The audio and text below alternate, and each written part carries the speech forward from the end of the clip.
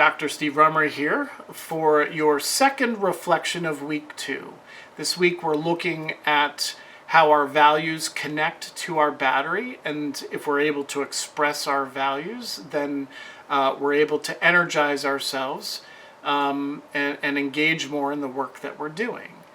The second reflection exercise is to tackle a little bit around how some of these destructive values can enter into the work that we're doing. And we need to think about how we can address them as they come up. So if you could take out your report, that email that was sent to you from the LRI Personal Values Sorter, and look to the bottom of the page of that email, and you'll see the 3 most repulsive values. These are the things that come up that repulse you the most, and they would really violate, the values that you currently hold. And so mine were cruelty, being dogmatic, and exploiting weaknesses, right? So the way I want to think about this and what I want us to reflect on is how do these, what I call repulsive values, these destructive values, how do these values, present themselves sometimes in the work that we're doing?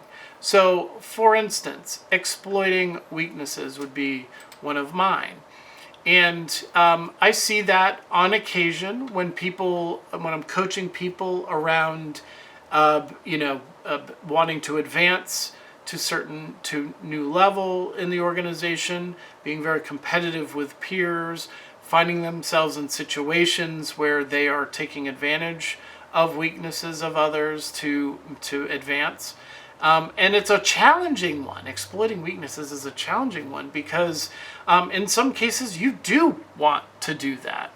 If you're competing against a competitor, another organization or somebody that you're competing with, of course you want to exploit their weaknesses. That's how you win.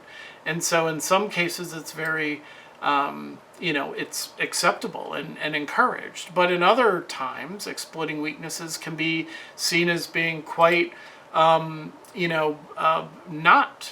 particularly ethical.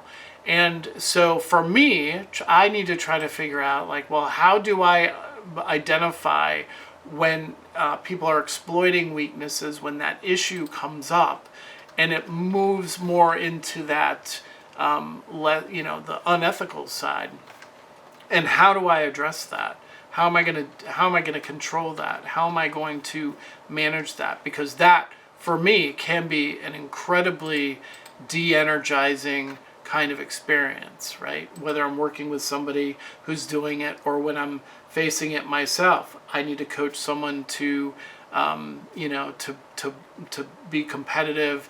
Of course, you need to look for weaknesses. Where do you draw that line?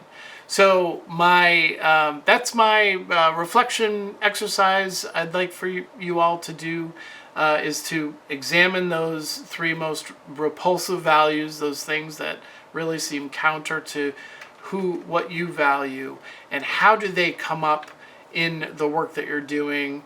And if you could imagine a dream practice where you have some controls over these values and when they pop up and what to do about it. That would be great. Thank you, and I'm here for any questions.